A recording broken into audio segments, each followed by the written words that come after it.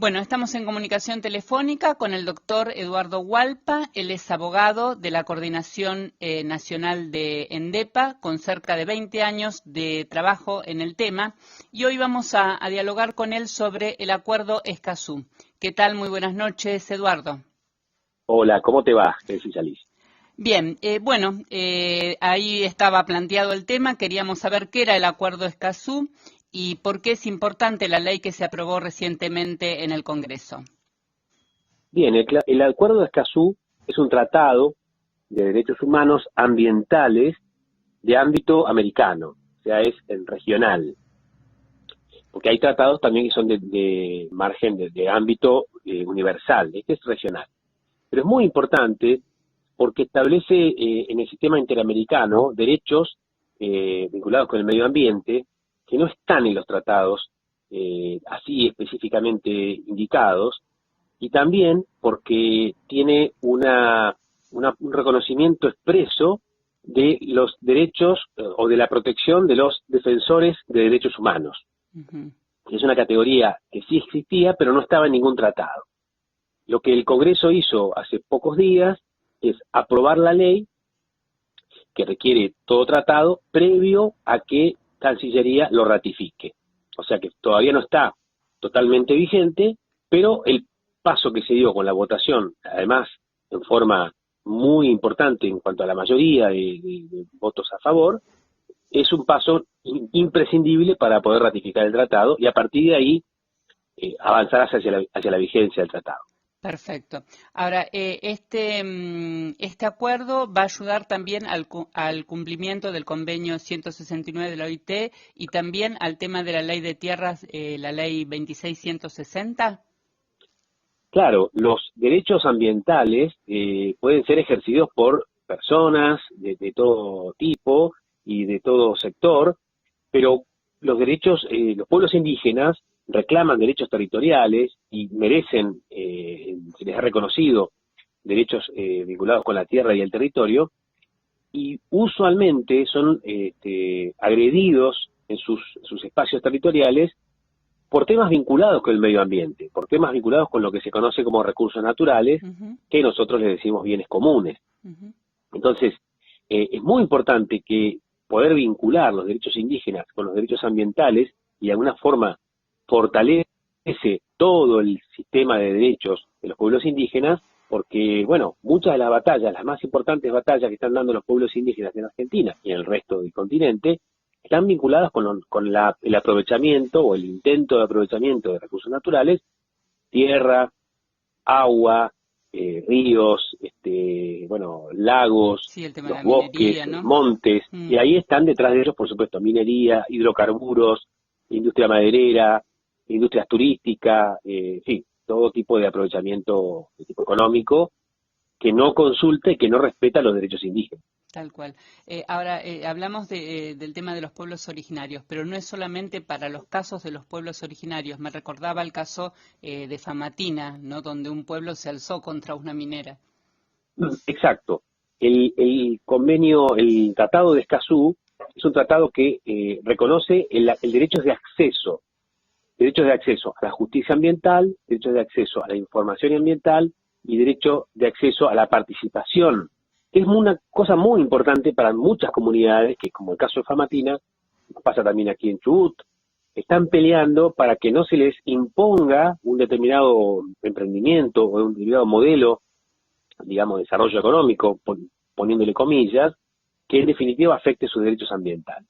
Así que sí, los pueblos indígenas están resistiendo junto con estas otras poblaciones o estos sectores no indígenas muchas veces los mismos enemigos o los mismos emprendimientos. Así que va a ser un avance en la medida en que esto se consolide con la ratificación y la vigencia, muy importante para diferentes sectores del pueblo argentino y de pueblos indígenas. Está bien. Esto mismo que está pasando aquí en nuestro país está pasando también en el resto de países de Latinoamérica. Sí, por supuesto.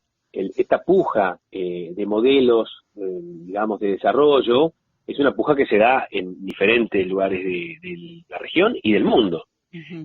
Así que este instrumento, el Acuerdo de Escazú, va a ser y ha sido bienvenido calurosamente por todos aquellos que luchan y todas aquellas que luchan en el continente y en la región por sus derechos ambientales, por ser escuchados, por participar, por acceder a la justicia y por no sufrir, aquellos que son defensores de derechos humanos, agresiones, amenazas, incluso muerte, ¿no? Que es algo que sabemos que pasa en toda la región. Claro. ¿Y hay estados que ya han ratificado o que están en el proceso que estamos nosotros? Sí, Argentina es el 10º país Uh-huh. que, en caso de que esto se consolide, ratificaría el tratado. El tratado requiere 11 países, de acuerdo, requiere 11 países que lo ratifiquen para entrar en vigencia. O sea que estamos ahí nomás en la puerta de la vigencia del tratado, muy cerca, y también era importante que Argentina digamos, avanzara en lo que es los trámites internos para la ratificación, porque el peso que tiene Argentina en la región es un peso muy importante, el peso en términos diplomáticos, en términos políticos. Entonces otros países seguramente van a acompañar a partir de que Argentina avance la ratificación. Está bien. Y hay países, escuchaba por ahí que Brasil y Chile como que no quieren participar, ¿es así? Hay países exactamente que se oponen, porque no te olvides que esta decisión de ratificar o no un tratado es una decisión que compromete la responsabilidad internacional de esos países en el futuro. Entonces, por supuesto, al ratificar un tratado, lo que cada país hace es comprometerse con el resto de los estados que han ratificado ese mismo tratado a cumplir a ciertas pautas, a no hacer ciertas cosas y hacer otras. Y, lógicamente, que eso depende o varía de acuerdo a cómo sea la política exterior de cada país. Y esas políticas sabemos que varían de acuerdo a los gobiernos. Entonces no es lo mismo el gobierno que existía, o la posición del gobierno de Dilma o de Lula Sí, con con Bolsonaro. respecto al de Bolsonaro, y lo mismo pasa, bueno, en Bolivia, pasa en Chile, pasa en todos lados. Claro. Clarito.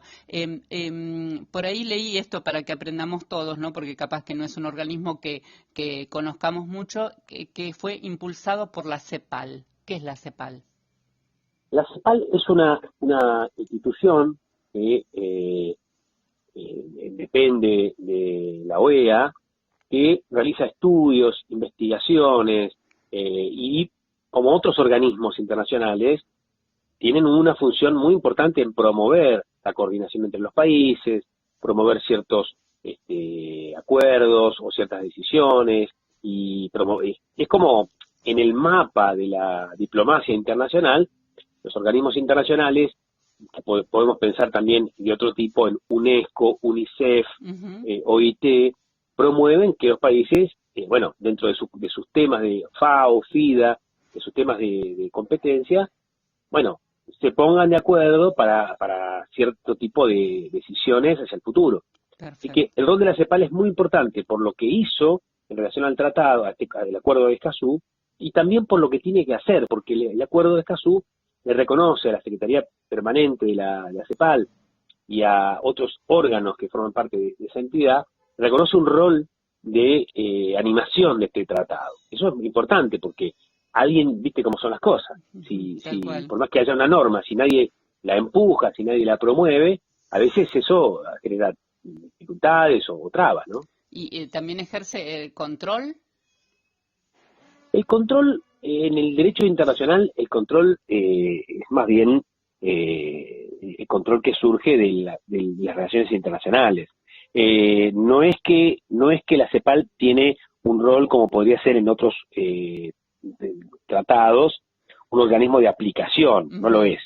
Pero sí es un organismo que tiene un rol fuerte en materia técnica y organizativa para que, los países, para que avance el acuerdo, para que el acuerdo genere otras cosas más interesantes. Seguro. Bueno, hacemos una pausa y continuamos, Eduardo. ¿Cómo no? Bueno, Eduardo, seguimos ahora. ¿Este acuerdo estaría en concordancia también con los objetivos del 2030 de desarrollo sostenible? Claro, el acuerdo de alguna forma, tiene que ver con estos compromisos internacionales vinculados con estos objetivos de desarrollo sostenible que se piensan para el 2030, y también tiene que ver con uno de los principios delineados en Río 1992, en aquella cumbre de Río de hace unos cuantos años, pero que tenía que ver con poner el norte para que los países pudieran reconocer la importancia de los temas ambientales, porque estamos hablando de un momento donde todavía ese desarrollo no era tan fuerte o tan intenso. Sin embargo, se marcaron allí puntos que el Acuerdo de Escazú de alguna forma desarrolla o profundiza. Claro. ¿Y qué significa que este tratado sea vinculante? Los tratados son vinculantes en la medida en que los países que los ratifican quedan obligados a cumplir con sus normas. Uh-huh.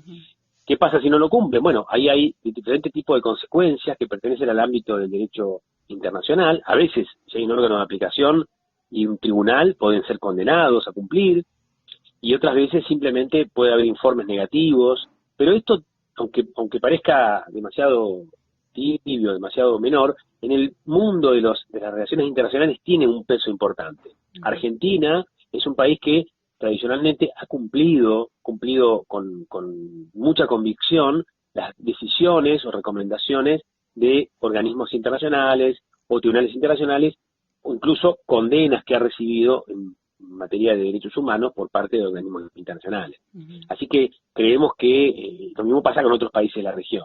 Que sea vinculante quiere decir que no es que cada país o cada funcionario de un país puede elegir o no si lo cumple o no lo cumple. No es una recomendación, ese sería un instrumento no vinculante, sino que es un tratado. Como tal, debe cumplirse, bueno, una vez que se ha ratificado, por supuesto. Claro, tiene el peso de ley. Tiene el peso mayor a la ley, porque la ley en Argentina está en un tercer rango de importancia jerárquica.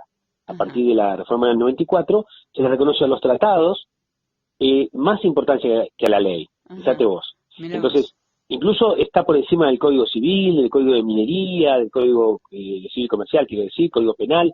Es muy importante. De todas las leyes federales está por encima, cualquier tratado, una vez que está ratificado. Perfecto. Y algunos tratados de derechos humanos, sabemos, están en un rango incluso junto a la Constitución, pero son poquitos. Perfecto. Ahora, el resto de los tratados, como va a pasar con Escazú una vez que se ratifique, van a quedar sobre las leyes y debajo de la Constitución. Perfecto. Ahora, ¿es un tratado que cada país puede hacer alguna reserva? Este tratado no permite la reserva. Las reservas son manifestaciones que los países pueden hacer cuando ratifican un tratado y pueden, digamos, decir, bueno, este artículo no lo voy a aceptar, ¿no? Eso es una forma de permitir que más países adhieran o ratifiquen los tratados, aunque algún aspecto no les sea aplicable. Entonces, el sistema internacional prefiere ese tipo de mecanismos. Pero este tratado en particular, en su artículo 23, dice que no se podrán formular reservas al presente acuerdo. Uh-huh. Y es fuerte esa definición. No es lo más común que no se pueda formular reservas al acuerdo, pero en este caso, evidentemente, los que lo redactaron han entendido, y las que lo redactaron han entendido que era importante sostener el texto íntegro del acuerdo. Perfecto. Así que bueno, los países que lo han ratificado hasta ahora, por supuesto, lo han ratificado en todos sus términos. Perfecto. Y por ahí leía también que puede ser que, esto sí afecta a la soberanía. Bueno, esa es una vieja discusión, porque al ratificar un tratado, los países se obligan a cumplir con sus pautas hacia el futuro, y la obligación no es para con sus órganos internos, o sea, no es una obligación que pueden cambiar después, sino que se están obligando con el sistema internacional, está obligando con el resto de los países. Y algunos piensan que eso afecta a la soberanía, pero la soberanía es no depender de ningún otro poder, ni recibir instrucciones o recomendaciones o nada de ningún poder, ¿no? Es la cualidad que tiene un Estado cuando está debidamente conformado, es la soberanía. Ahora, la soberanía se ejerce en este acto de ratificación. Esa es la respuesta que nosotros podemos pensar. O sea, antes de ratificar un tratado, los países tienen un proceso, en el caso de Argentina es su suscripción, después su aprobación por parte del Congreso, y después, si así lo decide la Cancillería y el presidente, su ratificación. Son diferentes decisiones. Uh-huh. Entonces, El Congreso evaluó, estudió el texto del tratado y consideró que era compatible con el sistema jurídico argentino. Por lo tanto, no habría lesión a la soberanía, porque la soberanía se ejerce en ese acto que toma el Congreso y en el siguiente que toma el presidente, a través de la Cancillería, de aprobar y ratificar respectivamente. Perfecto. Quedó claro. Ahora, quienes no apoyan este acuerdo hablan del impacto negativo en la economía, esta idea de contraponer la vida con el dinero. ¿Cuál es tu mirada? Bueno, eso es una mirada que no comparto para nada y que no tiene mucha lógica, no tiene mucha lógica. Y ni siquiera para los negocios tiene mucha lógica. Porque, digamos, lo que necesitan las empresas para producir, para invertir, para hacer negocios es, por supuesto, reglas claras. Y lo que pasa cuando no hay participación ciudadana, cuando no hay acceso a la información, cuando no hay acceso a la justicia, es que los conflictos, en lugar de resolverse, que puedan plantearse, siempre pueden plantearse conflictos, esos conflictos, en lugar de resolverse de una forma pacífica, de una forma razonable, de una forma que tiene que ver con el funcionamiento de las instituciones, bueno, se termina resolviendo de modos no pacíficos o de modos no previsibles, podemos decir, y eso termina siendo peor para los negocios y peor para las inversiones. Entonces, esto es igual que cuando se decía que la regulación de la jornada de trabajo iba a afectar la contratación de personas. ¿Por qué? Porque si entonces los patrones estaban obligados a respetar ciertos derechos, eso iba a hacer mermar las contrataciones. Pero es absurdo, porque en realidad lo que el derecho de trabajo hace es garantiza una producción sostenible en el tiempo porque le pone reglas incluso al caso de los conflictos. Entonces es al revés. Claro. No, de ninguna manera es así y lo demuestra el hecho que 240 diputados y diputadas lo votaron afirmativamente en la Cámara. Congreso, claro. Evidentemente que es un argumento poco serio porque si eso fuera razonable, alguien lo habría hecho notar. Seguro, seguro. Y bueno, como última inquietud, me gustaría saber si este acuerdo iría en consonancia con el espíritu de la Laudato Si. Ah, sí, correcto, lo escuchaba bien. Sí, indudablemente que el acuerdo tiene una vinculación con la encíclica y con otros instrumentos, otros documentos que consideramos valiosísimos a los efectos de pensar la posición de la Iglesia frente a la explotación de los recursos naturales, frente a la ciudadanía, frente a los derechos, frente a los pueblos indígenas, y hay otros documentos anteriores que también tratan estas temáticas. Y sí, indudablemente el acceso garantizado tanto a la información como a la justicia, como a la participación en materia ambiental y la protección de aquellas personas que son activistas en defensa de la tierra o activistas en defensa de los derechos o activistas indígenas, esa es la categoría de defensores de derechos humanos. Personas cuya tarea es conocida en esa materia. Pueden ser profesionales o no. Generalmente son referentes de las comunidades. Y esas personas están expuestas a todo tipo de agresiones o amenazas porque, bueno, son los que sacan la cara frente a estos conflictos. Seguro. Entonces, el acuerdo de Escazú, al proteger a los defensores ambientales, a los defensores de derechos humanos, perdón, hace también carne en parte el discurso de la participación, la defensa de los derechos y el respeto por la dignidad humana. Perfecto. Bueno, Eduardo, te agradezco mucho que nos hayas puesto en conocimiento de esto que a veces los grandes medios capaz no lo ponen tan a la luz, a que sí, gracias por esta charla. No, por favor, gracias a vos.